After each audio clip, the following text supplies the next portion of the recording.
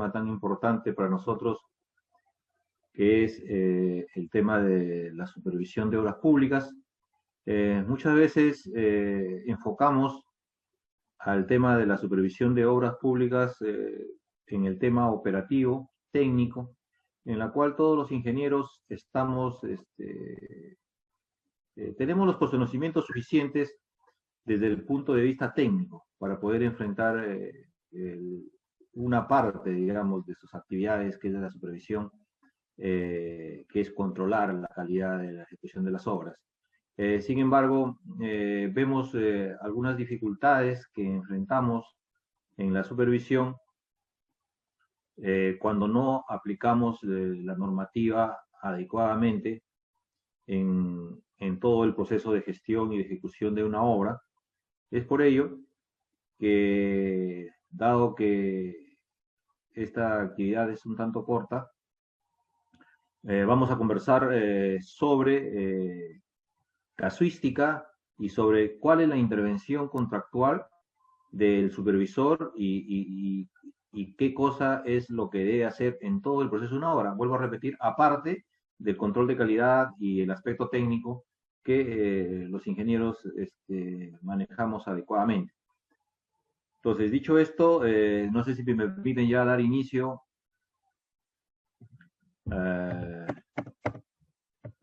a esta presentación. No sé qué pasa acá, ya. Bien, vamos a conversar sobre el tema de cuáles serían las funciones, cuáles son los alcances que tiene el supervisor en una obra pública, ¿no? Entonces, sabemos todos que durante la ejecución de una obra se debe contar de modo permanente y directo, ¿no? Es muy importante saber que las obras deben contar con un supervisor permanente y directo, no importa la envergadura de la obra, ¿no? Sino que debe contar con ello, ¿no? O con un inspector, ¿no? Quien es un funcionario de la entidad y que vamos a ver que la entidad puede nombrar a un inspector para que ejerza las funciones de supervisión, o sea, un funcionario, siempre y cuando el valor referencial de la obra no esté sobre los 4.300.000, ¿no? Esto podría ir cambiando cada año de acuerdo a la ley de presupuesto público. Entonces, la norma nos dice que efectivamente tiene que tener en forma permanente y directa un supervisor o un inspector y queda prohibido pues la existencia de ambos en una misma obra. O sea, no puede haber supervisor e inspector en una obra, ¿no? Dado que solamente uno de ellos debe ejercer la función de supervisión propiamente dicha. Ya sabemos que nuestro inspector, si es que la entidad designa a un inspector, este debe tener que ser un profesional, funcionario o servidor de la entidad, ¿no? Ese es un profesional de la entidad expresamente designado por esta, mientras que el supervisor sabemos que es una persona natural y jurídica especialmente contratada para dicho fin, que se regula pues, por la ley de contrataciones y su reglamento, ¿no es cierto?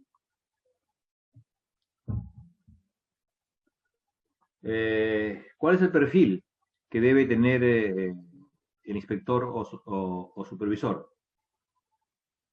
Debe cumplir al menos con la experiencia y calificaciones establecidas para el residente de obra. Entonces, quiere decir que el supervisor mínimamente tiene que tener las mismas calificaciones que pusieron en las bases del proceso de selección para seleccionar al contratista de la ejecución de la obra. Tiene que tener esas mismas condiciones, mínimamente esa misma experiencia y calificaciones que el residente de obra. Quiere decir que el supervisor en ningún caso puede tener una menor experiencia y o calificaciones previstas en las bases para el residente, ¿no? Podría tener un poco más, pero no menos. Y es obligatorio contratar a un supervisor cuando el valor de la obra a ejecutar sea igual o mayor al monto establecido en la ley de presupuesto público, que ya hemos dicho que para este caso es 4.300.000 soles para el presente año. El supervisor de obra, cuando es una persona natural, o el jefe de supervisión, en caso el supervisor sea una persona jurídica, no puede prestar servicios en más de una obra a la vez, ¿no? Salvo una excepción que el propio reglamento lo establece y que lo vamos a ver a continuación, ¿no? Estamos viendo primero la parte formal de cuáles son las características o condiciones que debe cumplir el supervisor, ¿no? Entonces, lo más importante es que el supervisor no puede prestar servicios en forma, digamos, simultánea en más de una obra a la vez, salvo una excepción que lo vamos a ver en la siguiente lámina, ¿no? Pero entonces, queda claro que nosotros los supervisores, en caso de estemos ejerciendo esa función, los ingenieros o arquitectos o algún profesional, no puede, en el caso de obras públicas, no puede trabajar en dos obras a la vez, ¿no? Está prohibido, ¿no? Salvo la excepción que la tenemos acá, que es en el caso de obras convocadas por paquete. ¿No? Sabemos que las entidades públicas, de acuerdo al reglamento de la ley de contrataciones vigente, puede convocar, puede hacer una convocatoria para ejecución de obras en paquete. Esto quiere decir que son obras pequeñas o por su naturaleza, la entidad lo saca en paquete y puede tener 2 o 3 obras en un mismo proceso de selección. Entonces, en ese caso, la participación permanente, directa y exclusiva del inspector o supervisor, quien corresponda, es definida en los documentos del proceso de selección por la entidad, bajo la responsabilidad de ellos, teniendo en consideración la complejidad y magnitud de la obra a ejecutar. Entonces, en el caso de que la entidad convoque por paquete, podría designar un supervisor para más de una obra. Ese es el único caso en la cual un supervisor puede trabajar a la vez, de forma simultánea, como lo hemos dicho, en más de una obra. Bueno, ¿y cuáles son sus funciones? Primero hay que entender qué cosa, desde el punto de vista contractual, qué cosa es lo que va a hacer el supervisor, cuáles son sus funciones del supervisor. Y eso hay que tenerlo claro para poder luego ejercer esa función en forma adecuada, ¿no? La entidad nos dice que controla los trabajos efectuados por contratista a través del inspector o supervisor. Quiere decir que el supervisor, por encargo de la entidad, se encarga, valga la redundancia, de controlar todos los trabajos efectuados por contratista en la ejecución de la obra.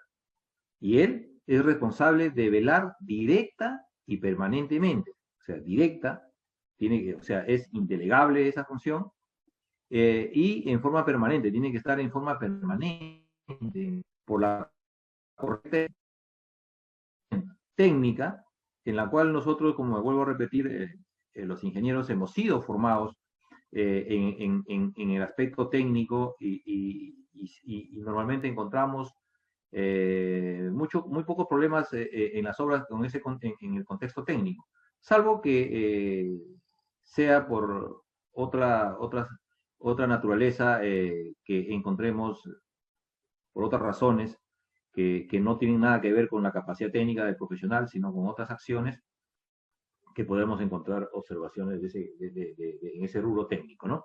También tienen que encargarse del aspecto económico y administrativo de la obra y del tema contractual, del cumplimiento del contrato. Entonces vemos que el supervisor no solamente ve el aspecto técnico, como muchos creemos, ¿no? Que el supervisor solamente ve el aspecto técnico, sin embargo, de acuerdo a los alcances del reglamento de la ley de contrataciones, sabemos que el supervisor no solamente ejerce la función técnica, sino también la función económica, el control económico, el control administrativo y el control contractual de la obra, ¿no? Además de la oportuna administración de riesgos durante el plazo de la obra, ¿no? Sabemos ahora que por norma todas las licitaciones y todos los expedientes técnicos ahora deben tener pues un matriz de riesgos con su asignación a quien le corresponda y el supervisor, como es representante de la entidad en la obra, tiene que también administrar adecuadamente el manejo de estos riesgos, ¿no? También debe absolver las consultas que formule el contratista según lo previsto en el reglamento, como vamos a ver más adelante. En una misma obra, el supervisor no puede ser ejecutor ni integrante de su plantel técnico, ¿no? Eso es obvio, pero es importante recalcarlo dado que si es que la norma no lo prohíbe, podría ser que se dé ese caso, ¿no? Por eso es que la norma precisa que pues el supervisor no puede ejercer funciones de ejecutor, ¿no? Ni como especialista, ni como residente, ninguna otra función. Miren ustedes, ¿qué pasa pues si no hay supervisor? Para que una obra pueda iniciarse la ejecución, se tienen que cumplir esos 5 criterios que están ahí, ¿no? Y entre ellos es que la entidad notifique al contratista quién es el inspector, el supervisor, según corresponde. Entonces, lo primero que tiene que hacer la entidad es notificar al contratista en los 15 días que tiene desde la firma de contrato hasta como máximo para el inicio de la ejecución de la obra, tiene que notificarle a la entidad quién es el supervisor o quién es el plantel técnico de la supervisión en caso sea una obra que requiera más de un profesional. Pero siempre hay un responsable que es el jefe de supervisión y los demás son especialistas. ¿Qué más puede hacer el supervisor en el tema formal? Y que muchas veces nos olvidamos de esta función tan importante que tiene el supervisor. Este está facultado, miren, para ordenar el retiro de cualquier subcontratista, de cualquier trabajador, por incapacidad o incorrecciones que a su juicio perjudiquen la buena marcha de la obra. Lógicamente que para rechazar o ordenar el retiro de materiales también tiene, o equipos por mala calidad o por el incumplimiento de las especificaciones técnicas y para disponer de cualquier medida generada por una emergencia.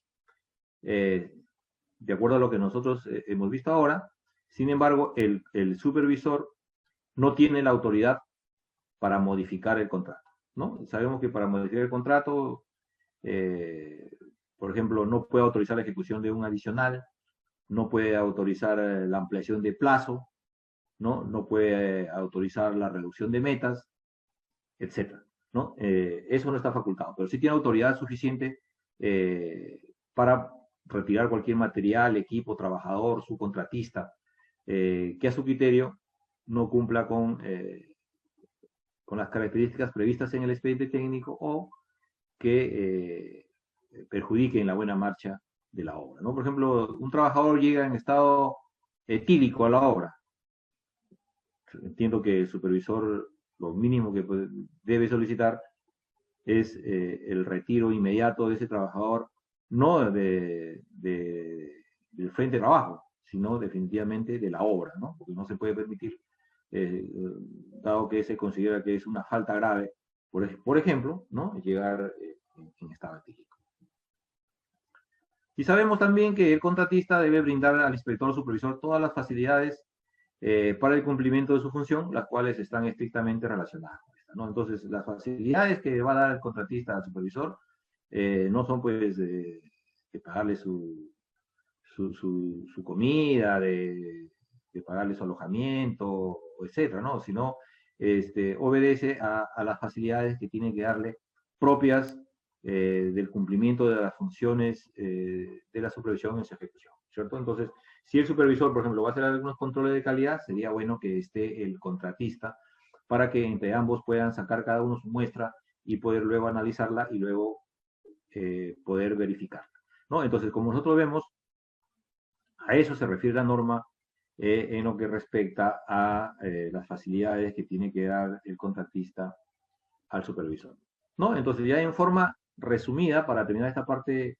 normativa, sabemos, lo que hemos visto es que el supervisor puede ser una persona natural o jurídica, son contratados en el marco de la ley de contrataciones y en el reglamento de la ley de contratación del Estado, el profesional designado no puede ejercer dicha función en más de una obra, si el valor referencial de la obra es mayor o igual a 4.3 millones de soles, se contratará obligatoriamente a un supervisor, aunque el reglamento establece que se podría contratar, se podría designar interinamente a un inspector, para el caso de obras donde el valor referencial es mayor a 4.3 millones, pero se debe cumplir con dos criterios. El primero, que el proceso de selección para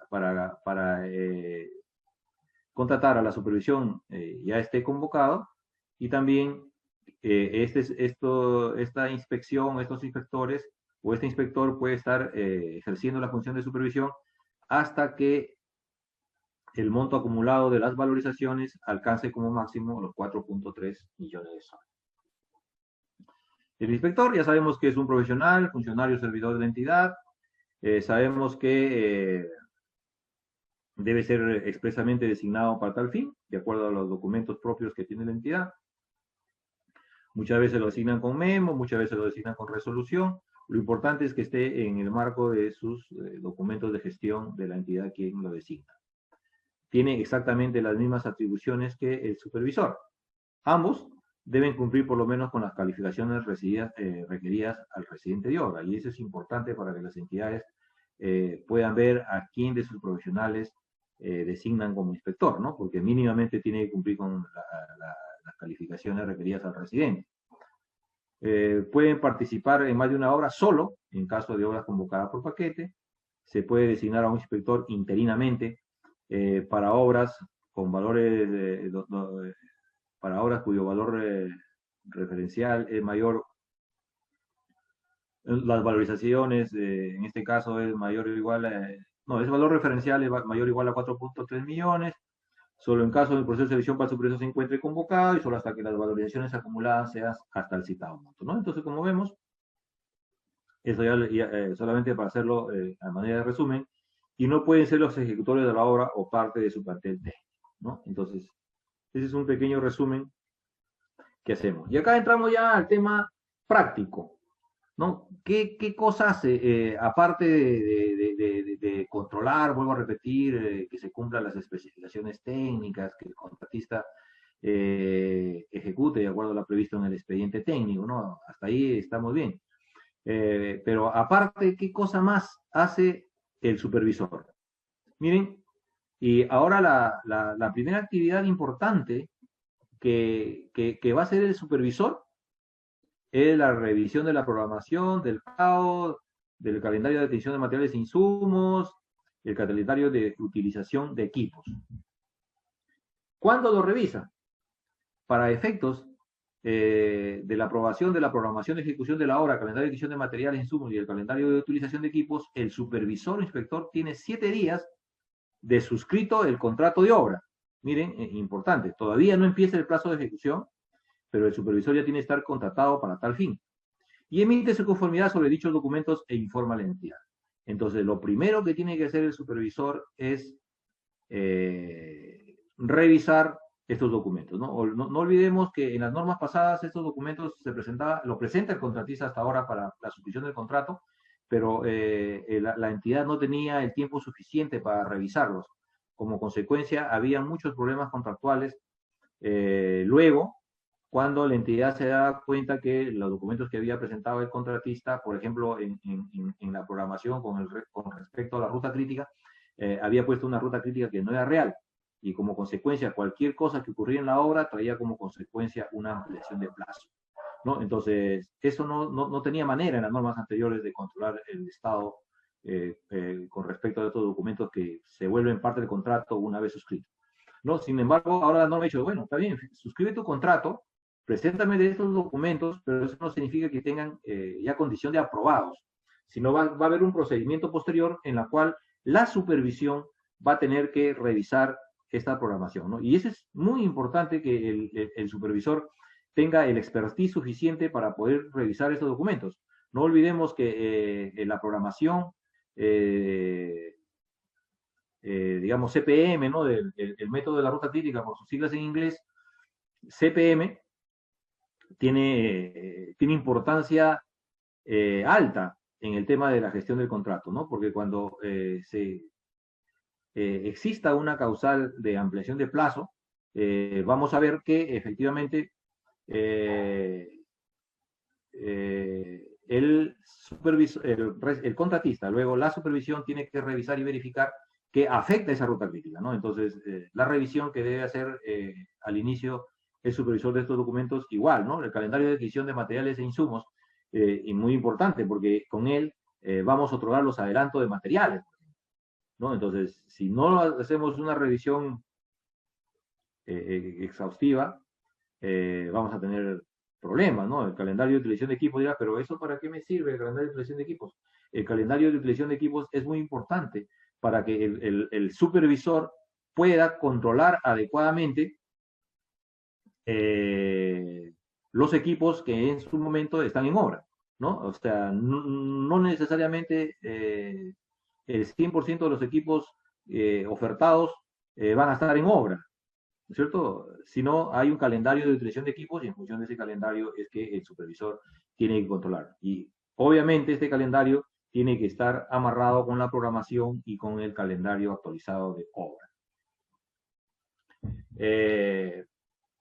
En caso se encuentren observaciones, o sea, el supervisor puede encontrar observaciones a los documentos presentados por el contratista a la suscripción del contrato. Si encuentra observaciones, estas le hace de conocimiento del contratista. O sea, inmediatamente el supervisor, como tiene 7 días para revisar, en ese periodo de tiempo, en los primeros días, se entiende, si encuentra observaciones, le va a comunicar al contratista, quien tiene 8 días para absolverlo, esas observaciones presentadas por o sea, encontradas por la supervisión, y de corresponder, o si es el caso, concuerda la versión definitiva de los mismos. O sea, el supervisor tiene que, en principio, remitir las observaciones que ha encontrado en estos documentos que acabamos de mencionar, que es la programación, el CAO, el CAMI, el CUBE, al supervisor. Y el supervisor tiene 8 días para absolverlas, ¿no? Y de ser el caso, concuerda la versión. Acá, la recomendación es que los supervisores deben enviarle con un documento escrito a la supervisión, primero las observaciones, para que quede constancia que ello ha ocurrido.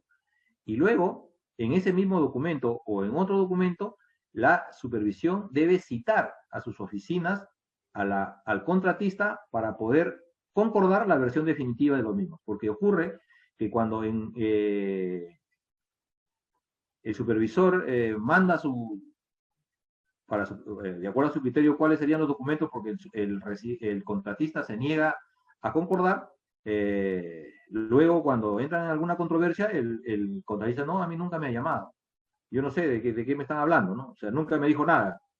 Entonces el supervisor entra en dificultades, ¿no? Es por eso que se recomienda que el supervisor deba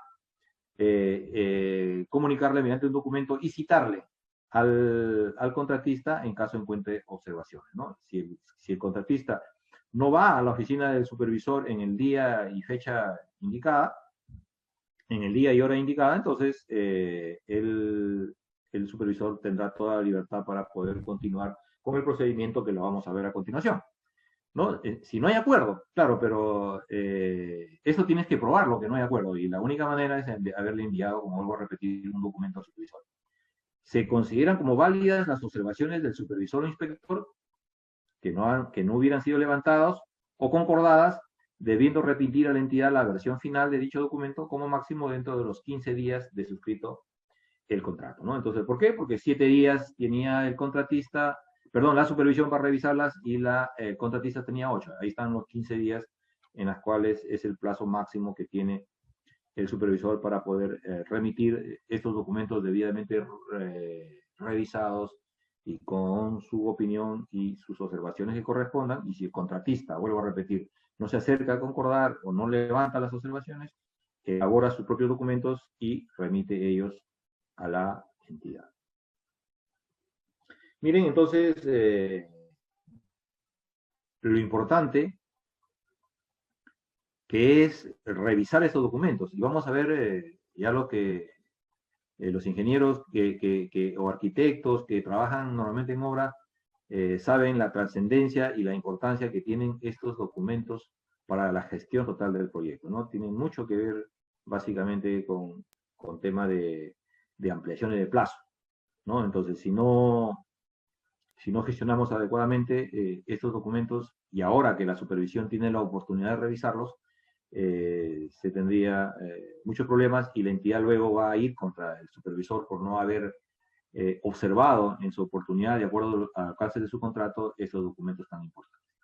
Bien, ¿qué más hace nuestro supervisor?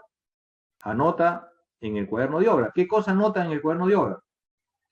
En la fecha de entrega de terreno, el contratista entrega y abre el cuaderno de obra, el mismo que se encuentra legalizado y es firmado en todas sus páginas por el inspector o supervisor según corresponda y por residente.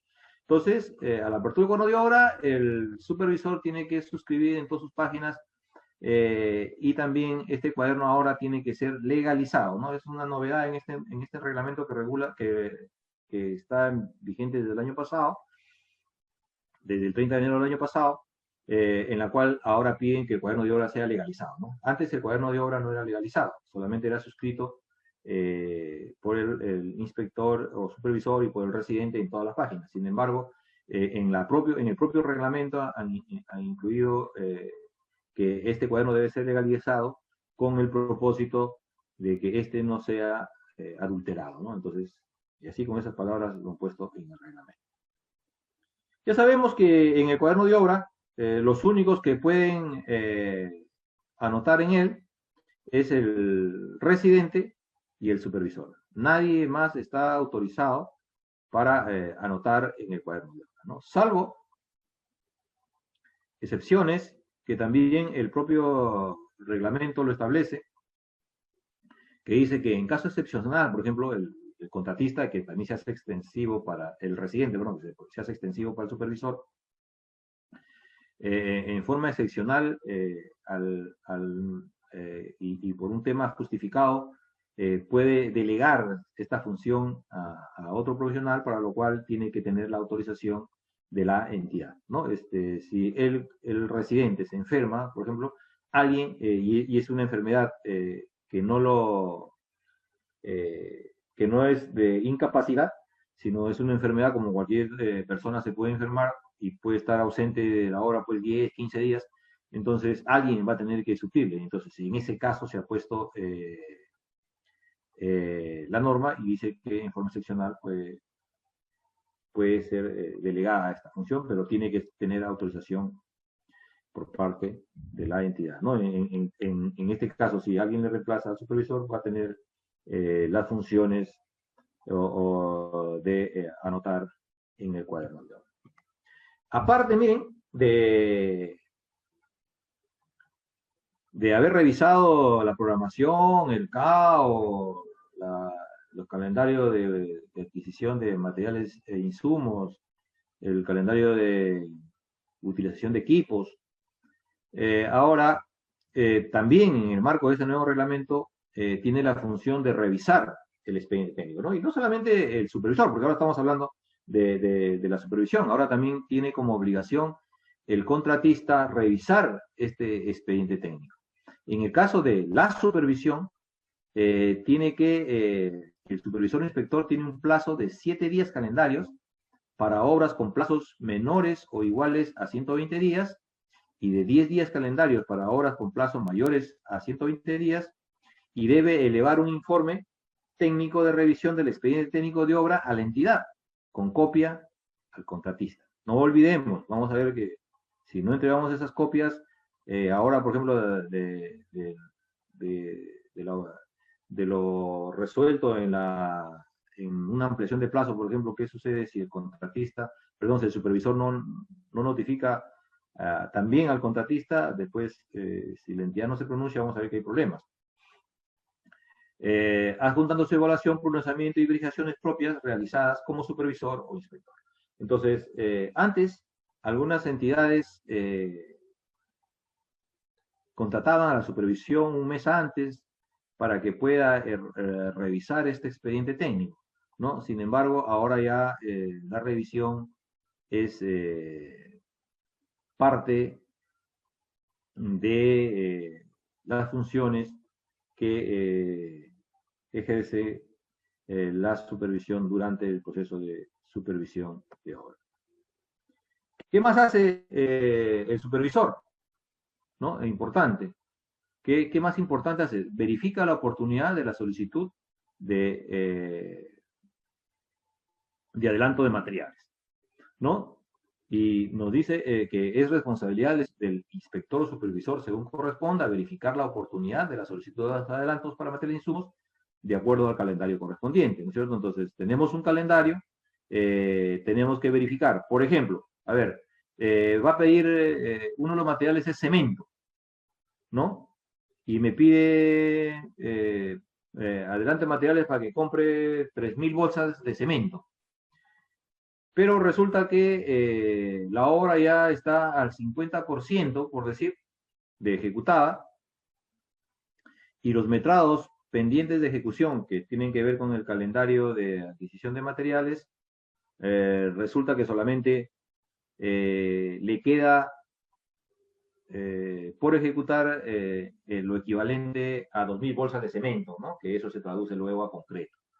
Entonces, el supervisor, si autoriza el adelanto de materiales con lo que corresponde al cemento por los 3.000 bolsas, con seguridad que va a tener serios problemas con la entidad, ¿no? Porque no va a decir que no, no hizo una revisión adecuada, sino que van a decir que se ha coludido con el contratista para poder otorgar este adelanto que no le correspondía al contratista, ¿no? Entonces hay que tener cuidado, ¿no? Aparte hay que verificar el tema si le corresponde o no le corresponde por fórmula polinómica, hay que ver si le corresponde o no le corresponde por el porcentaje que tiene como máximo el contratista, que es del 20%, y otras condiciones, ¿no? Y ahí está haciendo, por ejemplo, el control técnico y el control administrativo, ¿no? Entonces, muy importante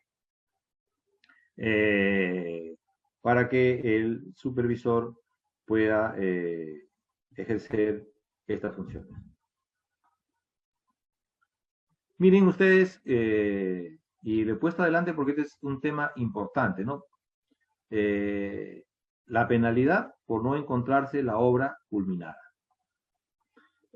Muchas contratistas y supervisores tenemos, digamos, la mala praxis o la mala práctica de indicar que ya se terminó la obra porque, y el supervisor también lo ratifica, porque entre que se anote en el cuaderno de obra que ya se terminó la obra, el supervisor tiene sus 5 días para poder informar a la entidad tiene tantos días para poder constituir el comité de recepción, y luego el comité de recepción tiene también muchos días para apersonarse a obra, para hacer la recepción. Entonces, todo ese periodo, normalmente el contratista no ha terminado la obra, y en ese periodo piensan terminarlo, ¿no? Entonces, cosa que es indebida, porque en realidad si la obra no se ha terminado, debería traer como consecuencia que el supervisor decir, la obra no se ha terminado, y el contratista debería entrar en penalidad, ¿no? En penalidad por mora, ¿no? Por demorarse más del plazo contractual. Entonces, ahora el reglamento ha establecido un procedimiento y una penalidad al supervisor por emitir, ahora emite un certificado que lo vamos a ver, y estaría afecto a esta penalidad si es que él dice que está terminada y en realidad el comité de recepción verifica que no lo es, ¿no? Como consecuencia de verificar el funcionamiento o operatividad de la infraestructura culminada y las instalaciones y equipos en caso corresponda, el comité de recepción advierte que la obra no se encuentra culminada, dispone que el inspector o supervisor anote tal hecho en el cuaderno de obra a efectos que el contratista culmine la obra, que no la tenía culminada, y se le aplica una penalidad por retraso, si le corresponde, y respecto al supervisor, se le aplica una penalidad no menor al 1% ni mayor al 5% del monto del contrato de la supervisión. Es relativamente una multa alta, ¿no? 5% de todo el contrato. Obviamente que, ¿cuánto le aplico? ¿El 2, el 3, el 4, el 4.5, el 5? ¿Cuánto tengo que yo aplicarle al supervisor de penalidad? ¿Cierto? Esto tiene que estar definido en las bases integradas y en el contrato del supervisor, ¿no? ¿Cuánto es? ¿Es 1? ¿Es 5? ¿No? ¿Qué porcentaje es lo que realmente se le debe aplicar de acuerdo al contrato? Y bueno, lo demás ya una vez que ha terminado el contratista la obra realmente, se inicia el procedimiento nuevamente para la recepción de la obra. ¿Qué más hace nuestro supervisor? aparte de verificar que la obra se ejecute de acuerdo a las especificaciones técnicas, que ahí el supervisor no va a tener problemas. Con respecto al calendario acelerado, o sea, cuando se le pide un calendario acelerado a un contratista, es cuando la valorización acumulada, ejecutada, a un mes determinado, sea menor al 80% del monto de la valorización acumulada programada, ¿no? Tengo una programación que se ve en el calendario actualizado de obra, vigente, ¿no? Y tengo una ejecución también que ha ido el contratista construyendo. Entonces el supervisor tiene como obligación hacer este control, ¿no? ¿Cuánto tenías programado tu acumulado a este mes? Vamos que vaya en el cuarto mes. En su programación tenía que estar al 37%. Es lo que está programado y es el documento con el cual le miden. Y ese es el documento que se firma, que entrega el contratista y ahora lo revisa el supervisor y hasta la entidad también a la suscripción del contrato, ¿no? Entonces, el supervisor llegó al 36%, ¿no? Entonces, 36 entre 37% que es su programado, entonces más del 80%, no hay problema, ¿no? Pero ¿qué ocurre si, si su avance acumulado programado era 60% y su avance de ejecución acumulada es el 30%, ¿no? Entonces 30 entre 60 resulta que está al 50% de lo programado. ¿Es menor del 80%? Sí, es menor del 80%. Entonces, ¿qué tengo yo que hacer como supervisor o inspector? Debo yo ordenar al contratista que presente en un plazo de 7 días un nuevo calendario que contemple la aceleración de los trabajos, de modo que se garantice el cumplimiento de la obra dentro del plazo previsto, ¿no? O sea, acelerado significa que el contratista tendrá que recuperarse, tendrá que poner mayor cantidad de recursos con el propósito de que la obra salga de ese atraso y en lo posible ya pues esté sobre el 80% o en el 80% como mínimo de su programación, ¿cierto? Pero lo importante acá es que ese hecho, el supervisor por obligación tiene que anotarlo en el cuaderno de obra. ¿Qué ocurre si el supervisor le dice al contratista, oye, el contratista tiene que prestarme tu calendario acelerado? Inclusive le puede mandar una carta. Y el supervisor pasa, el contratista pasan los 7 días y el contratista pues no le entrega, ¿no? No le entrega el calendario acelerado. Entonces, esto puede ser motivo de resolución de contrato. Entonces el supervisor le va a decir a la entidad, mira, yo le he pedido al supervisor, al contratista, perdón, que me presente su calendario acelerado y no me lo ha presentado. Como consecuencia, proceda de acuerdo a lo que establece el reglamento de contrataciones para ese caso, ¿no? Entonces, la entidad le notifica al contratista y el contratista le contesta que no lo ha presentado porque el supervisor no ha cumplido con anotar en el cuaderno de obra el hecho y solicitarle por ese medio la presentación de este calendario acelerado. Entonces, imagínense la trascendencia que tiene y el problema que se mete el supervisor si es que no ha cumplido con una cosa tan sencilla que es anotar en el cuaderno de obra. Si el supervisor no lo sabe, porque yo he visto muchos casos en la cual no se ha cumplido con esto, la entidad ha querido resolver el contrato, se han ido a un arbitraje y en el arbitraje han ganado pues el contratista porque no se cumplió con la formalidad del cuaderno de obra, ¿no? Entonces, hay que tener mucho cuidado en este caso, ¿no? ¿Qué más? Cuando el contratista en el siguiente mes aún no cumple con el nuevo calendario acelerado, ¿no? O sea, él propuso un calendario acelerado y efectivamente no llega al 80% nuevamente su acumulado con respecto a ese calendario acelerado que ha presentado. Entonces, en ese caso, el inspector o el supervisor anota ese hecho en el cuaderno de obra e informa a la entidad. Dicho retraso puede ser considerado como causal de resolución de contrato o de intervención económica de la obra, no siendo necesario procedimiento alguno al contratista. Imagínense que la entidad decida resolver el contrato y se van a un arbitraje y el supervisor se olvidó de anotar en el cuaderno de obra sobre tal hecho. Entonces resulta que como los arbitrajes son de derecho y al no haberse cumplido lo previsto en la normativa correspondiente, resulta que la resolución de contrato hecha por la entidad no es válido, con las consecuencias económicas que pueda traer ello, y el responsable obviamente va a ser la supervisión. ¿Qué más hace nuestro supervisor? Y en el cual se requiere el que conozca cuál es el procedimiento y cuáles son los plazos. Hay consultas que no requieren opinión del proyectista, ¿no? Como por ejemplo, quieren un detalle, por ejemplo, de un cabezal, de una alcantarilla X, de una carretera, ¿no?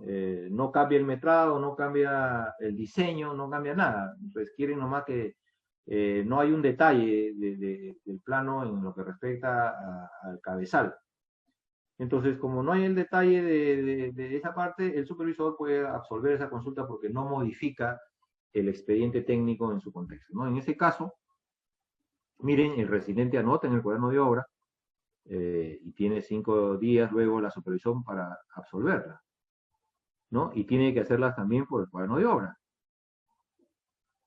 Si el supervisor no las absuelve en esos plazos de 5 días, el contratista puede elevar a la entidad y tiene 2 días en caso, una vez vencidos los 5 días que tiene el supervisor.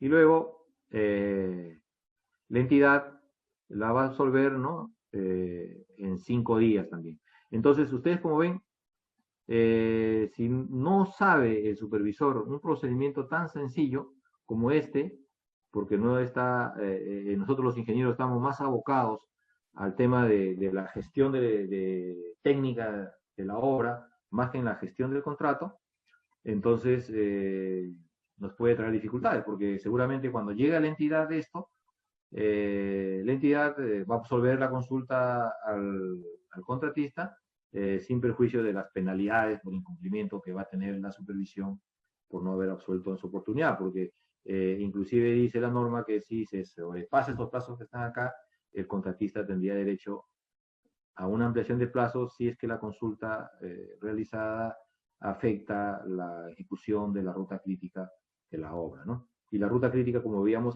está pues en la programación, ¿no? En el documento inicial que revisaba en los primeros 7 días la supervisión. Bien, ¿qué más tenemos acá? Otra actividad del supervisor es absolución de consultas que requieran opinión del proyectista, ¿no? Entonces, si quieren opinión del proyectista es porque hay alguna modificación al proyecto, alguna aclaración al proyecto. Entonces, como consecuencia, el supervisor tiene que elevar a la entidad en 4 días y la entidad tiene 15 días para resolver en coordinación con el proyectista, ¿no es cierto? Entonces, importante acá el supervisor que sepa cuál es el plazo que tiene para poder elevar a la entidad. Tiene 4 días, no se puede demorar más de los 4 días, porque si en general se demoran más de los 19 días que tiene este procedimiento, entre la demora del supervisor y entre la demora de la entidad, el contratista podría solicitar, iniciar una causal de ampliación de plazo en caso afecte la ruta crítica el tema de su consulta.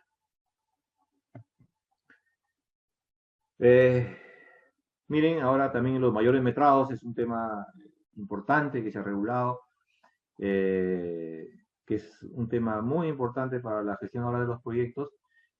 Acá vamos a ver cuál es su participación del supervisor el residente anota en el cuaderno de obra, no hay plazo para hacer evaluación, el supervisor anota su conformidad a los mayores metrados y en este caso sí, el supervisor está autorizado para poder autorizar la ejecución de estos mayores metrados sin perjuicio que tiene que, antes de que se inicie la ejecución, tiene que haber comunicado a la entidad dicho hecho, ¿no? Entonces, y ustedes dirán, oye, pero acá el supervisor, ¿por qué tiene la autoridad suficiente para poder indicarle al contratista que puede ejecutar estos mayores metrados? Y decíamos que el supervisor no está facultado para modificar cualquier parte o aspecto del contrato, ¿no? Sin embargo, esto está puesto en el reglamento y lo ampara en lo que se respecta a las definiciones de mayores metrados, ¿no? Un mayor metrado no modifica el expediente técnico. Ha hecho la excepción, porque cualquier cosa modifica el expediente técnico. Si yo hago que autorizo que ejecute mayores metrados que no estuvieron en el expediente técnico, obviamente le estoy modificando el expediente. Sin embargo, el reglamento de la ley de contrataciones ha hecho la excepción e indica claramente que los mayores metrados no es una modificación al expediente técnico. Como consecuencia, esa es la razón por la cual el supervisor sí está autorizado para poder indicarle al contratista que puede ejecutar este medio de metrados, ¿no? Entonces, importante el tema de la supervisión para las autorizaciones de la ejecución de mayores metrados, ¿no? Y vemos acá que esto tiene que anotarlo en el cuaderno de obra correspondiente. En adicionales de obra, también, ¿no es cierto? El residente o supervisor anota en la necesidad de la ejecución de una prestación de adicional de obra. El supervisor tiene 5 días para ratificar dicho hecho ante la entidad o ante la anotación realizada, ¿no? Tiene 5 días para hacerlo, ¿ya? Sin perjuicio que de ahí siguen los procedimientos, ¿no? De ahí el contratista tiene 5 días, tiene 15 días para elaborar el expediente técnico de la prestación adicional, ¿no es cierto? Contabilizados a partir de la anotación que hizo en el cuaderno de obra sobre la necesidad de ejecución de dicho adicional. Y bueno, la supervisión luego también tiene un plazo y la entidad tiene un plazo para poder continuar con el procedimiento, ¿no? Entonces, ahí tenemos un resumen de lo que es, por ejemplo, una ampliación de plazo, ¿no? Ahí tenemos la fecha de inicio de causal, fecha de fin de causal, que es la nota del residente de obra. El contratista, mire, tiene 15 días para poder, una vez cesada la causal, para poder elaborar su solicitud de ampliación de plazo, y esta le entrega al el contratista, esta ampliación de plazo le entrega al supervisor con copia a la entidad, ¿no? Y ustedes dirán, pero ¿por qué con copia a la entidad? Que es también un cambio que se estaba haciendo, ¿no? Y de ahí les voy a explicar cuál es la razón. Luego, el supervisor tiene 5 días hábiles, ¿no? El contratista tenía 15 días calendarios. El supervisor tiene 5 días hábiles para evaluarlo y emitir su opinión, y esto debe entregarle a la entidad y al contratista. Y luego vamos a ver también por qué. Y luego, la entidad tiene 15 días hábiles para evaluar y emitir su decisión, ¿no? En caso la entidad no emitiera su decisión, se aprueba lo que ha resuelto la supervisión, ¿cierto? Pero si la supervisión no cumplió con notificar al contratista, el contratista cuando se venzan todos esos plazos va a decir, mi ampliación de plazo quedó consentida porque ya se venció el plazo. La entidad le va a decir, no, yo no me he pronunciado, pero como yo no me he pronunciado, el reglamento dice que si yo no me pronuncio, queda lo que el supervisor ha resuelto. Y el contratista va a decir, no, un momentito, a mí el supervisor en ningún momento me ha notificado. ¿no? Y acá dice que debía haberme notificado. Como consecuencia, mi ampliación de plazo queda consentida. La entidad va a decir que no y se va a un arbitraje. Sin perjuicio de ello, simplemente por una notificación vamos a entrar en un conflicto, ¿no? Y también, en el caso que el contratista no notifique a la entidad y el supervisor, por alguna razón, no haya atendido la ampliación de plazo, la entidad no tiene manera no tiene manera de enterarse de que hay una ampliación en trámite, si es que el contratista no lo ha notificado, también no le ha entregado su copia a la entidad. Como consecuencia, el contratista va a decir, ya se venció todos los plazos y como nadie se ha pronunciado, mi ampliación de plazo va a quedar consentida. Me queda decir, a ver, un momentito, tú no has cumplido con haberme entregado una copia de tu solicitud de ampliación de plazo que le presentaste al supervisor. Por tanto, yo no tuve manera de estar enterado, por lo cual tu ampliación de plazo no está consentida, sino está denegada, ¿no? Entonces, y se entra en un procedimiento de controversia, pero en este último caso, el contratista, si no lo ha notificado a la entidad, tiene todas pues, las descargas, ¿no? ¿Qué más? Tenemos acá algunas actividades específicas también, que seguimos con las actividades específicas que hace el supervisor, y dice que la ampliación de plazo obliga al contratista como condición, y eso es importante, mira, una ampliación de plazo obliga al contratista como condición para el pago de sus mayores gastos generales. O sea, quiere decir que si no, no le pago, y eso la supervisión tiene que tenerlo muy claro a la hora que el contratista tramite su solicitud de, su valorización de gastos generales con una ampliación de plazo, a presentar al inspector o supervisor la programación CPM, el método de la ruta crítica que corresponda, y su respectivo calendario de avance de obra valorizado, actualizado, y la programación CPM correspondiente. La lista de hitos no cumplidos, etcétera, etcétera, y tiene un plazo que no puede exceder de 7 días contados a partir del día siguiente de la fecha de notificación al contratista. Y el supervisor tiene 7 días para evaluarlo y remitirlo a la entidad. Y la entidad a la vez también tiene 7 días. Ustedes, como ven, el supervisor, en principio, tiene que saber que el contratista tiene 7 días. Cuando hay una ampliación de plazo, ya le notifican la resolución de ampliación de plazo al contratista, que también la notifican al supervisor. A partir de ahí tiene que comenzar a contabilizar los días con los cuales el contratista cuenta para poder presentar esos documentos, y la supervisor también los días que tiene para poder resolver. Y si no ha presentado el contratista estos documentos, entonces el supervisor sabrá que está imposibilitado de pagar la valorización de los mayores gastos generales variables diarios por la ampliación de plazo. O los mayores gastos generales variables en general que deviene de una ampliación de plazo, porque el contratista no ha cumplido con entregar estos documentos en el plazo que está previsto en este documento, ¿no? Entonces, como ustedes ven,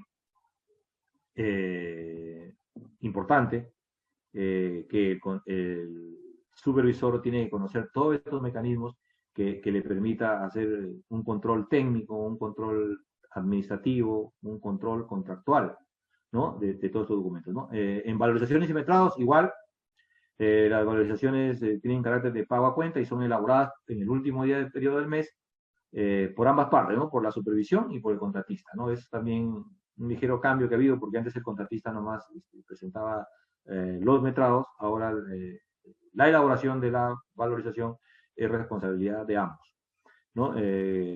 Sin embargo, la presentación sí está a cargo de la supervisión. En caso de que las obras sean contratadas bajo a precios unitarios, bajo el sistema de precios unitarios, las valorizaciones se formulan en función de los metrados ejecutados por los precios unitarios ofertados, ¿no? Agregando ya pues proporcionalmente sus gastos generales, utilidades y el IGB de corresponder. En el caso de obras a suma alzada, solamente como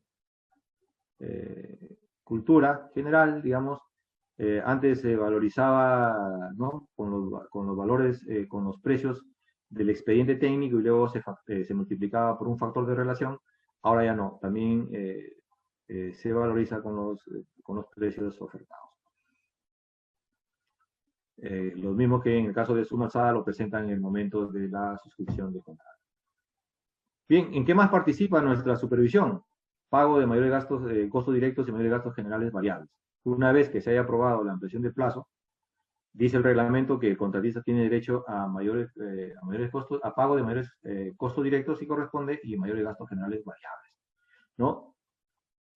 Lo cual es presentado por el residente inspector dicho profesional, o sea, el contratista ya puede presentarlo una vez que haya sido notificada, haya ganado el derecho, ¿no? Haya sido notificada la solución de ampliación de plazo. Sin embargo, tiene 7 días para presentar sus calendarios y antes de ello no lo puede presentar. Dicho profesional, en un plazo máximo de 15 días contados a partir del día siguiente recibirá la mencionada valoración, la eleva a la entidad con las correcciones a que hubiera lugar y, bueno, y hace el trámite correspondiente y la entidad la va a pagar. Pero, ¿qué ocurriría si es que la entidad se da cuenta que el contratista no ha presentado estos documentos, ¿no? El contratista le notifican hoy día la ampliación de plazo, al día siguiente presenta su valorización, aun cuando todavía no presenta su programación, sus calendarios correspondientes, ¿no? Y el supervisor, en una forma diligente, lo tramita inmediatamente a la entidad para el pago.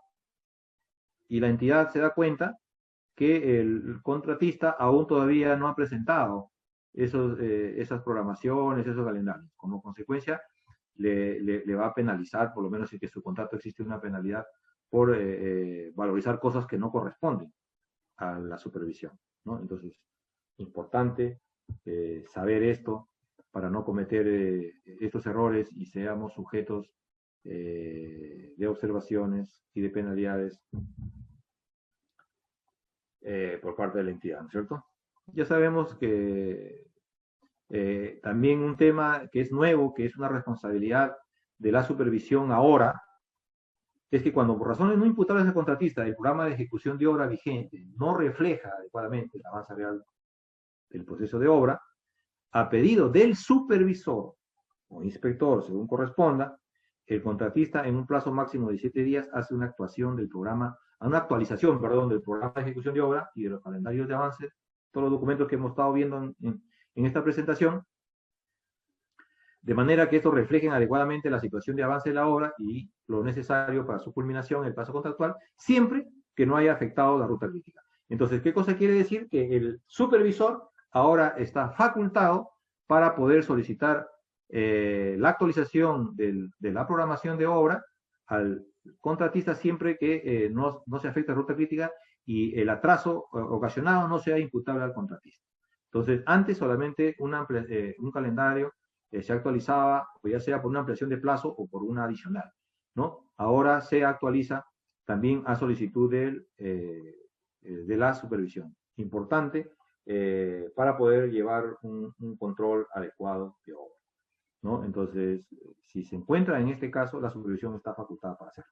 Hay que utilizar esta herramienta que es muy importante para la gestión y control de avance de la obra.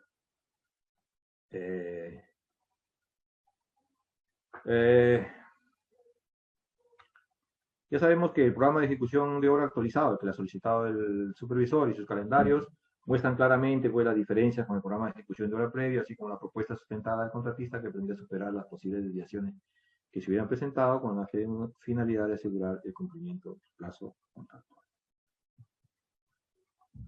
Y ahí está el plazo que nosotros teníamos, que ya lo hemos visto, que son 7 días que se tiene, que es el mismo procedimiento, ¿no? Si este plazo es el plazo que se tiene para aprobar la actualización del calendario solicitado por el supervisor, que no deviene de una ampliación del plazo, que no deviene de un adicional, sino deviene de un atraso por hechos no imputables al contratista y que no afecta la ruta crítica del contrato, ¿no? Porque si afecta la ruta crítica, el contratista obviamente le corresponderá solicitar su ampliación de plazo, ¿no? Como procedimiento que corresponde. En la recepción, ¿qué hace? El inspector o supervisor en un plazo no mayor de 5 días posteriores a la anotación señalada. O sea, el contratista anota en el cuaderno de obra que ya culminó la obra, el supervisor tiene un plazo de 5 días como máximo, y donde él debe corroborar el fiel cumplimiento de lo establecido en los planos, especificaciones técnicas y calidad. De encontrarlo conforme, anota en el cuaderno de obra y emite el certificado de conformidad. Ahora tiene que emitir un certificado de conformidad técnica. El supervisor, en forma obligatoria, ¿Y de qué consta qué novedad nos trae el certificado de conformidad técnica del supervisor? En este certificado se debe detallar las metas del proyecto y precisa que la obra cumple lo establecido en el expediente técnico de obra y las modificaciones aprobadas por la entidad. O sea, cumple con el expediente técnico y con todas sus modificaciones aprobadas por la entidad, ¿no? Las modificaciones ya sabemos que son los adicionales, ya sabemos que son los deductivos o vinculantes o puros, o las reducciones de meta que también está facultado a la entidad para hacer. Remitiéndolo a esto dentro de dicho plazo, de no constatar la culminación de la obra anotada en cuadro de obra de dicha circunstancia y comunica a la entidad en tal plazo. Entonces, la supervisión o emite este certificado haciendo una declaración jurada que la obra está terminada y cumple con todos los criterios establecidos en el expediente técnico y todas sus modificaciones aprobadas, o de lo contrario dice, oye, mira, la obra no ha sido todavía terminada, no se ha podido constatar la culminación, y anota ese hecho en el cuadro de obra y le comunica a la entidad y al contratista, porque el contratista va a saber porque es el cuaderno de obra, como consecuencia seguirá con la ejecución del contratista, y si ya se le acabó el plazo, se le aplicarán las penalidades que corresponden. En la fecha de culminación de la obra, el residente anota tal hecho en el cuaderno y solicita la recepción de la misma. El inspector o supervisor en un plazo no mayor de 5 días, posterior a esa anotación señalada. Es el procedimiento que se lleva a cabo para la recepción de la obra.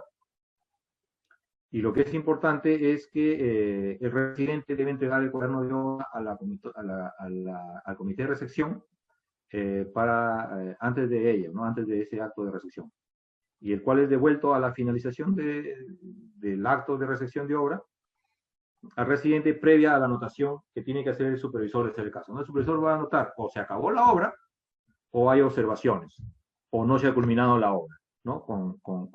Si se anota que no se ha culminado la obra porque el comité ha determinado que hay partidas que aún no se han culminado, ya sabemos que el supervisor va a ser sujeto a una penalidad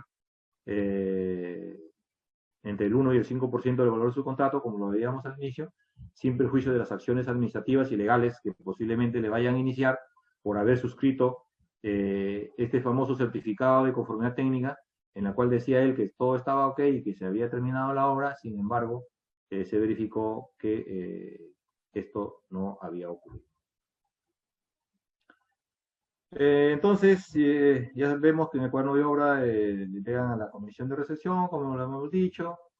En la recepción de obra, ahora ya no es como antes, que los comités tenían que verificar la calidad de la obra, ¿no? Ahora solamente se verifica su funcionamiento y operatividad, con la cual la responsabilidad de la calidad de la obra es del contratista y de la supervisión, ¿no? En una mayor proporción, porque el supervisor es el que tiene que haber controlado todos los aspectos técnicos relacionados con el proceso constructivo de la obra y que se hayan cumplido con las especificaciones técnicas, para lo cual ha tenido que hacer todos los controles de calidad que correspondan, ¿no? Y haber verificado que el proceso constructivo esté en el marco de dichas especificaciones, ¿no? Entonces, importante ahora que solamente el comité verifica su funcionamiento y operatividad, y el contratista, y la supervisión y el contratista son responsables ahora sobre la calidad,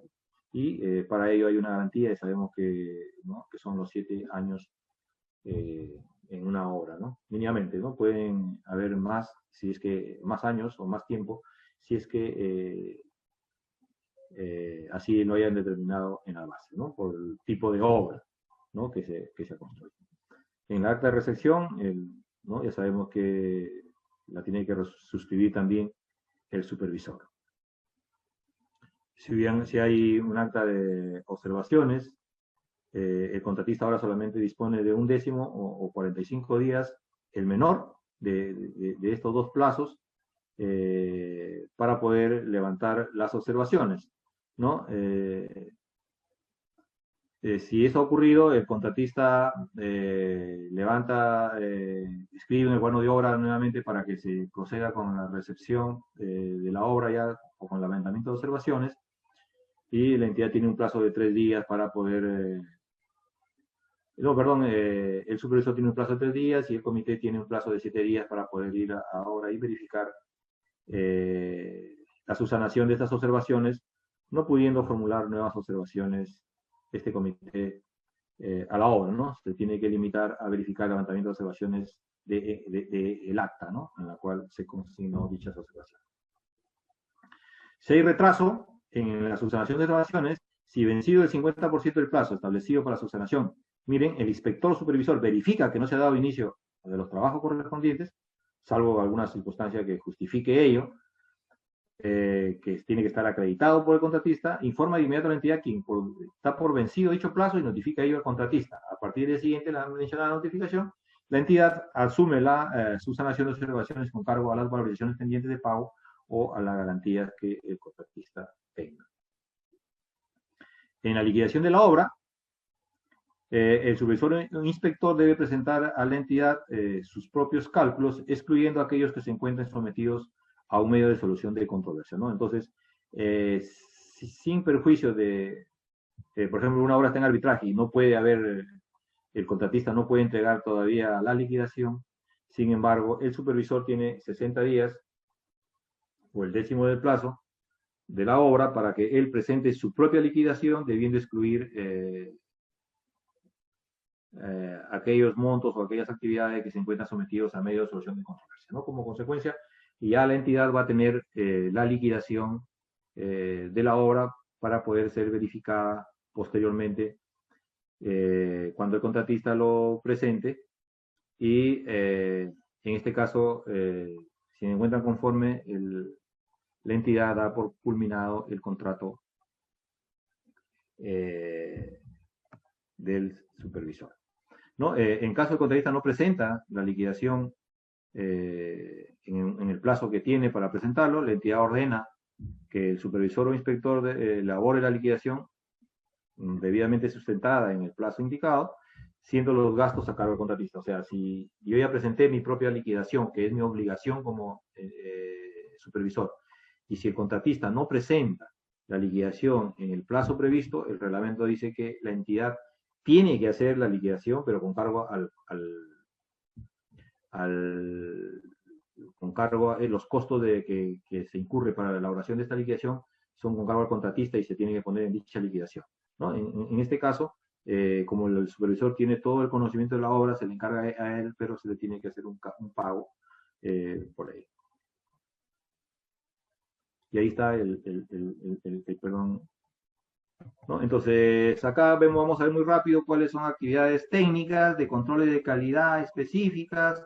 Tendrá que verificar el acero, la área de acero, la colocación del acero, de los estribos, el concreto, el slang, la topografía, el control de calidad del concreto, vamos a hacer nuestros moldes o briquetas para poder realizar los ensayos correspondientes y poder determinar que el concreto, por ejemplo, cumple con la resistencia establecida en las especificaciones, los controles del análisis de suelos y granulometría y todo lo que se requiera, que estos son aspectos técnicos que todo ingeniero o arquitecto tiene el conocimiento suficiente para hacerlo, por cuanto hemos sido formados. Toda nuestra formación profesional en las aulas universitarias han sido justamente en todos estos aspectos, por lo cual no tendríamos ninguna dificultad para lograrlo, ¿no? Por ejemplo, acá están haciendo un ensayo con un densímetro nuclear, un ensayo indirecto para poder determinar la resistencia del concreto, ¿no? Después que lo han puesto, porque lo óptimo es hacerlo en el proceso constructivo, ¿no? Ahí estamos sacando también un molde, una diamantina para ver la calidad del asfalto.